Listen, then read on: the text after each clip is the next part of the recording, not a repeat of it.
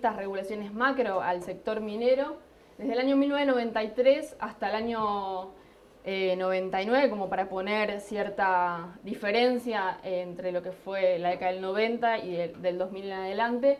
Estas fueron algunas de las transformaciones que se dieron en el marco regulatorio del sector minero. Básicamente lo que hicieron fue, primero desregular, es decir, quitar la regulación que existía hasta ese momento del sector, promover las inversiones mineras extranjeras, brindando grandes beneficios, por ejemplo, la exención impositiva por 30 años, la desregulación fiscal,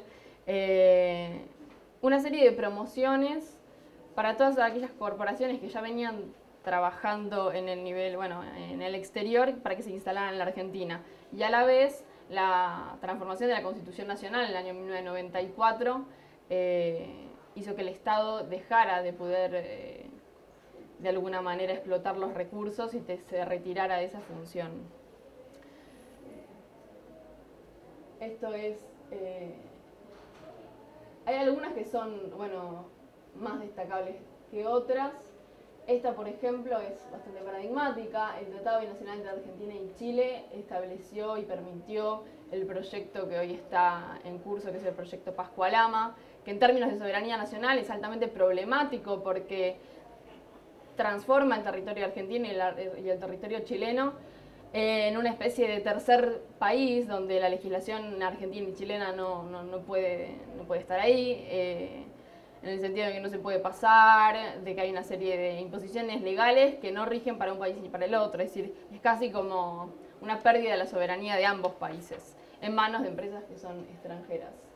El origen de las empresas es variado porque en la Argentina se han ido instalando capitales chinos, suizos, holandeses, canadienses, una gran cantidad de proyectos.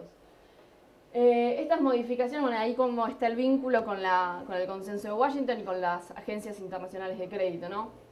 El marco regulatorio en la Argentina fue básicamente monitoreado por el Banco Mundial, estas transformaciones, y en particular a mí me parece que es interesante señalar este proyecto, que es el PASMA, es el Programa de Apoyo al Sector Minero Argentino, y básicamente tiró las directrices de cómo había que modificar esas leyes, y una de las consecuencias más significativas, para esto se bajó un crédito del Banco Mundial y del BIRF, y así también del Estado argentino. Intervino en el plano nacional el Estado, pero a la vez se bajaron a todas las provincias de la Argentina. Lo que existía antes eran 23 códigos mineros provinciales, donde lo que hacía es que cada empresa que fuese a explotar el recurso tenía que atenerse a la legislación de cada sector, de cada lugar. Tenía que haber varias intermediaciones para que esa actividad se pudiera realizar. Y a partir de esto se establece un único código minero nacional, lo que permite es que básicamente la estrategia minera se desarrolle con mayor velocidad. Las consecuencias de este cambio en la legislación fue una gran oleada de inversiones hechas por grandes empresas extranjeras que llegaron a la Argentina desde el año 90 hasta la actualidad. A la vez, esto implicó un nuevo tipo de actividad. La Argentina no tiene un pasado minero tan importante como tiene Chile o como tiene Bolivia, por lo que esto es una actividad nueva en un doble sentido, es decir, porque la minería no era importante para la Argentina y ahora ha comenzado a hacerlo, y a la vez porque se instala un nuevo tipo de minería que es la de cielo abierto, que en la Argentina no existía. Y el primer proyecto de megaminería en el país es el proyecto de La Lumbrera, ubicado en la provincia de Catamarca, al norte, que se instala ahí desde el año 94 y empieza a operar en el año 97. Esto es, por si no han visto, una explotación de megaminería a cielo abierto, que supongo que la conocen.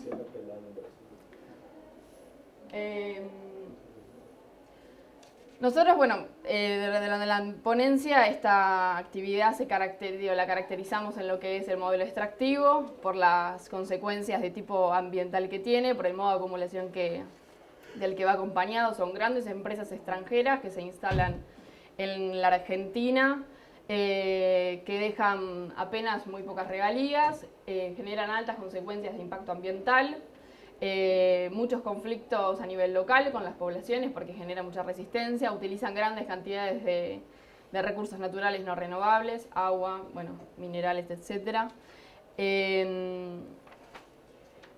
Y por otra parte no hay por parte del Estado mesas de diálogo, mesas de encontrarse a pensar qué es lo que genera esta política. Bueno, yo diferencio lo que fue desde el año 90 hasta el 2000-2001, no necesariamente porque crea que haya una transición, pero sí por lo menos para poder pensar después de la posconvertibilidad. Me cuesta caracterizar en términos teóricos cómo puede definirse el gobierno que viene desde el 2003 en adelante. Aquí escuchaba bueno, esta cuestión de la retórica progresista, de cambios mucho más profundos en los términos retóricos de lo nacional. Pero en la Argentina, desde el año 2004, para poder pensar la política pública y cuestiones más concretas, yo veo una continuidad en la orientación de estas políticas, por eso creo que el consenso de Washington y las agencias internacionales crearon cambios de largo plazo, que tiene que ver con el Plan Minero Nacional. El Plan Minero Nacional tiene 6 lineamientos que, bueno, lo que plantean es la minería como una política de Estado. El segundo es la construcción de escenarios previsibles para la inversión, dar impulso al modelo productivo nacional, trabajar en la relación producción y comunidad, fortalecer la integración regional y democratización de la información pública. Cuando uno intenta rastrear concretamente qué es lo que se ha hecho de este Plan Minero Nacional, lo que encuentra en realidad es que es más que nada una propuesta de seguir manteniendo el marco regulatorio que existía en la década del 90, es decir, no se ve una transformación. Digo, cuando uno escucha esto, ¿no? La construcción de escenarios previsibles para la inversión, lo que se plantea es mantener aquellos beneficios que habían sido conseguidos durante la década del 90 para aquellas grandes corporaciones mineras. Y cuando se habla del impulso al modelo productivo nacional, muchas veces en los territorios locales lo que se ve son como algunas corporaciones mineras intentan contratar mano de obra local y promoverlo y venderlo con mucha publicidad, o algún equipo de maquinaria o empresa de maquinaria local, pero es muy subsidiario lo que hace la producción nacional dentro de este modelo extractivo. Estos son algunos datos que son presentados por el Ministerio de Planificación Federal, Inversión Pública y Servicios de la Argentina. Es decir, esto, como se dice, es una política de Estado. Lo que se ve es el crecimiento sostenido de la cantidad de proyectos mineros que hay en la Argentina. Es decir, si había 18 en el año 2002, hoy hay alrededor de 614, según los datos oficiales. Estos incluyen de proyectos de mega minería a cielo abierto, como los de socavón tradicional. Esto, para pasarlos rápidamente, son algunos datos que también muestran, y decir, lo que se reivindica es un modelo que exporta, porque básicamente alrededor del 90% de lo que se extrae es para exportación. Tampoco se procesa localmente, es decir, que lo que deja a nivel productivo para la nación es prácticamente nulo y trae consecuencias ambientales altamente problemáticas. Bueno, para poder pensar algunas conclusiones finales, lo que sostengo es que las modificaciones implementadas durante la década del 90, guiadas por las agencias internacionales y por el consenso de Washington, generaron consecuencias inmediatas que han tenido que ver con la desregulación, con la privatización, con la reconfiguración de las funciones del Estado. Y habiendo ocurrido muchas cuestiones a nivel político, social y económico en la Argentina, habiendo vivido el 2001 y un nuevo gobierno, que ha tenido algunas medidas que uno puede considerar de recuperación de la función del Estado, como por ejemplo la nacionalización del 51% de la empresa estatal de petróleo, de Aerolíneas Argentinas, de AFJPs. Es decir, hay un intento por rediscutir la función del Estado. Aún se ve la permanencia de cuestiones que han sido más estructurales, como es una política minera que se lleva a cabo en la Argentina desde la década del 90 y que no ha sido modificada. Por el contrario, se sostiene en el Plan Minero Nacional que eso es un objetivo estratégico de la nación, promover e incentivar ese tipo de política. Eso es básicamente así muy ajustado de tiempo. Gracias. Nos ha tocado todo eso. Mucho gusto, yo vengo de México. Mi nombre es Adán García. Esta ponencia es una ponencia que está preparada en conjunto con el doctor Darío Salinas. Ambos somos de la Universidad Iberoamericana. Yo soy licenciado en Relaciones Internacionales y maestro en Sociología, pero mis barreras epistemológicas eran tales que tuve que regresar a ser estudiante ahora de Derecho para estudiar las cosas que me gustan estudiar, ¿no? El concepto de reformas del sector de seguridad, que es lo que presentamos el día de hoy, tiene que ver con una cuestión, un nacimiento conceptual que se da a partir de 1990 y que se ha extendido hasta el día de hoy, pero ha modificado de alguna manera sus raíces de volverse una cuestión que tenía que ver con una cosa humana. Más lento. Más lento. La mayoría son brasileños. Más lento. De acuerdo. Ya, tenemos tiempo. Tenía que ver con una cuestión... y mucho. Es mentira eso, pero es verdad.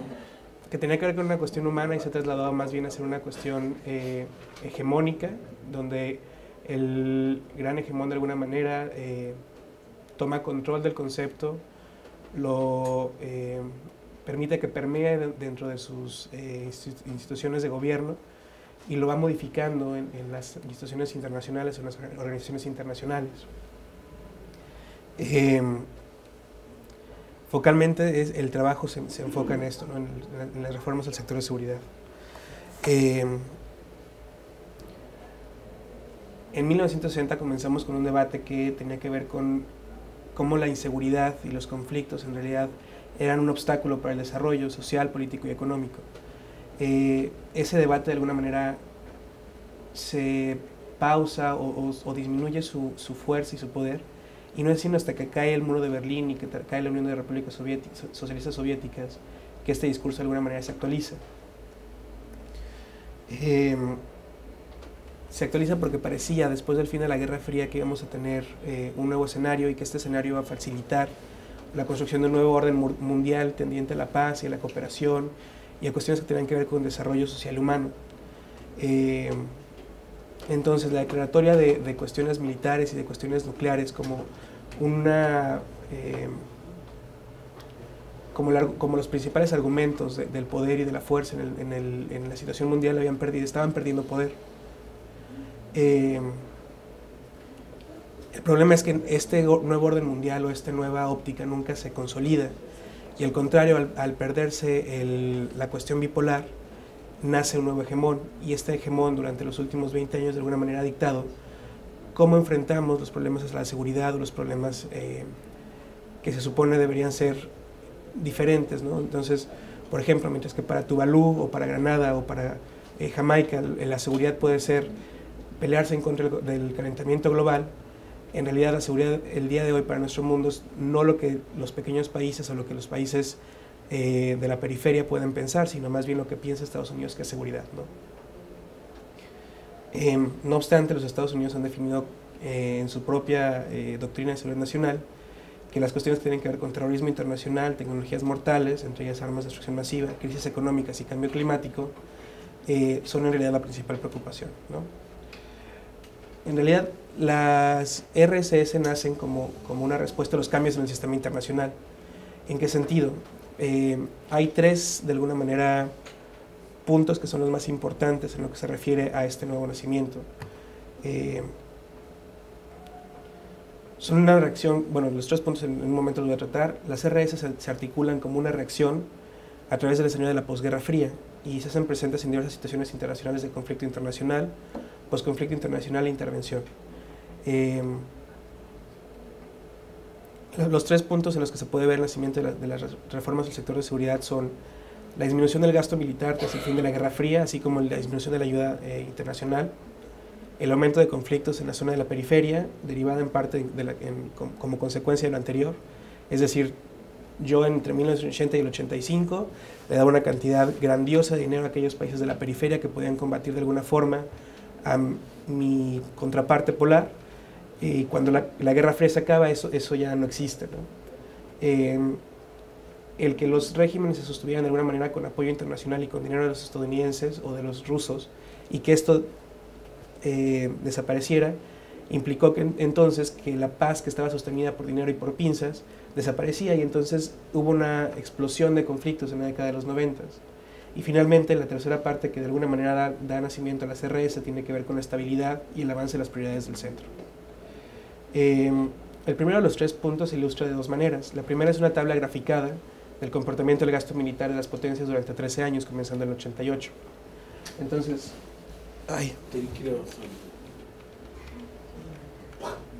con razón, ya los veo dormidos. Entonces, ustedes pueden ver, por ejemplo, entre el 88 y los años subsiguientes cómo va disminuyendo el gasto, ¿no? Por ejemplo, Rusia y Estados Unidos, que eran los que más gastaban, disminuyen su ayuda más o menos en 16% a los Estados Unidos y en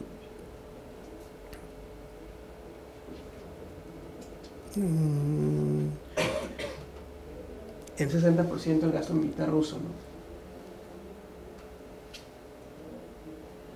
De 15.8 en el 88 a 5.5 en el 92, y Estados Unidos de 5.7 a 4.7 en el 91. Esto implica un 16% de disminución y esto implica un 60% de disminución, ¿no? La segunda forma de esbozar este mismo punto tiene que ver con la ayuda que los países polares o del centro, de alguna manera, le daban a la periferia. Ustedes pueden ver entre el 80 y el 85 el aumento que existe, ¿no? De 9.694 a 18.128 en lo que se refiere al total de la asistencia exterior de parte de Estados Unidos, o de 2.122 a 5.801 solo en ayuda militar. Ese es el 85, ¿no? Y finalmente, cuando cae o cuando se derrumba este mundo bipolar, la ayuda disminuye, o la asistencia disminuye, y no vuelve a ser la misma sino hasta después del 9 de septiembre del 2001, que está acá, ¿no? O sea, si ustedes se fijan, el 85 es superior al 2002 y el 85 es acá casi de la misma, o sea, de la misma magnitud que el 2001.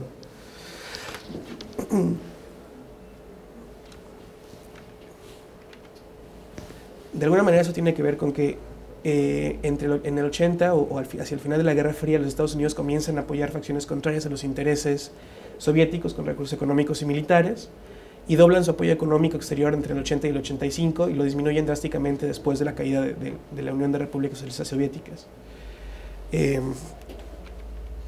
La siguiente gráfica es cómo se distribuía la asistencia económica por agencia, y de alguna manera todavía mantenemos el día de hoy, en el 2013, estas formas de cooperación, ¿no? Entonces, por ejemplo, USAID, que es una de las agencias de cooperación internacional de Estados Unidos, sigue siendo la que genera una buena parte del apoyo cuando se trata de cuestiones que tienen que ver con reformas estructurales en otros países, o cuando tienen que ver con políticas o tendencias que a los Estados Unidos les interesa apoyar. La segunda de estas cuestiones de las cuales yo les hablaba tiene que ver con el aumento en los conflictos de la zona de la periferia, ¿no? Estados Unidos no se peleó nunca frente a Rusia, y sin embargo lo hacía en Afganistán, lo hacía o con la ideología en Afganistán, en Vietnam, en Nicaragua. La cosa es que cuando ustedes dejaban de apoyar un régimen, ese régimen se veía disminuido, y entonces venía una confrontación directa. Y esta explosión de conflictos se vivió sobre todo en los 90s en África.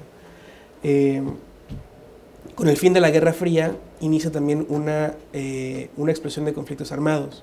O sea, cae la Unión de Repúblicas Socialistas Soviéticas, se disminuye la confrontación en el exterior porque ya no hay quien se contraponga a los Estados Unidos, y entonces todos los conflictos de alguna manera que estaban sometidos a este bipolarismo se atomizan y se vuelven solamente conflictos nacionales.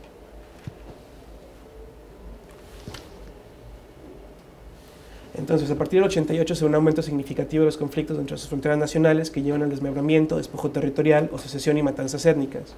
Ejemplo de ellos pueden ser Yugoslavia, República Democrática del Congo, Uganda, Ruanda, Somalia o Chechenia, ¿no?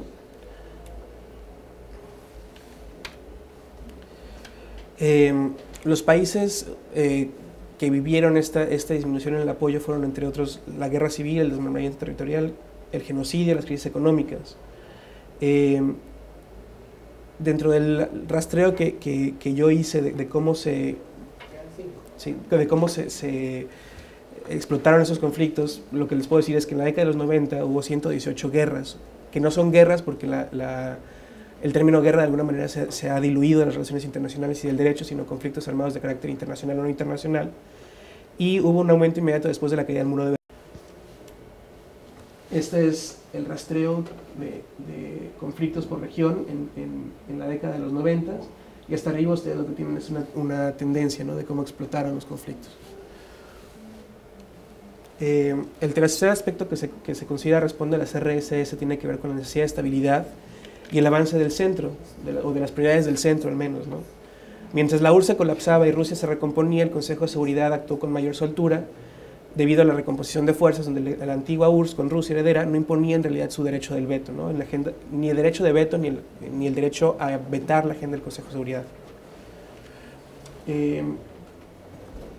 Lo que sucede es que entre 1946 y 1988 no hay resoluciones que autoricen la intervención, sea esta de carácter humanitario o porque hay una amenaza a la paz y seguridad internacionales.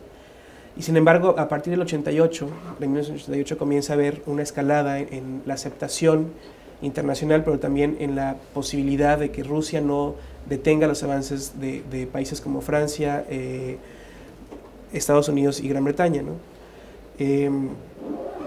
Entonces, acá lo que se ve es una evolución de cómo se ha aceptado de alguna forma la intervención internacional a través de organizaciones internacionales, y en este caso es la ONU. Y se ve también con la cantidad de personas desplegadas en operaciones de paz de la ONU. O sea, qué tanto personal y qué tantos países han permitido que las operaciones de paz, como una forma de avanzar la hegemonía, existan, ¿no?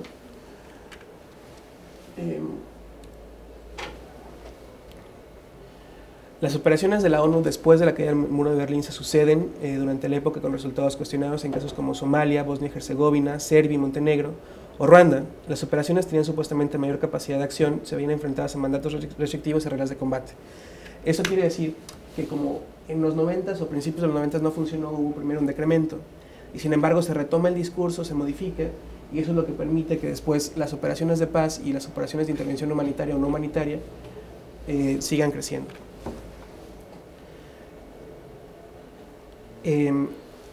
Aunque hubo resultados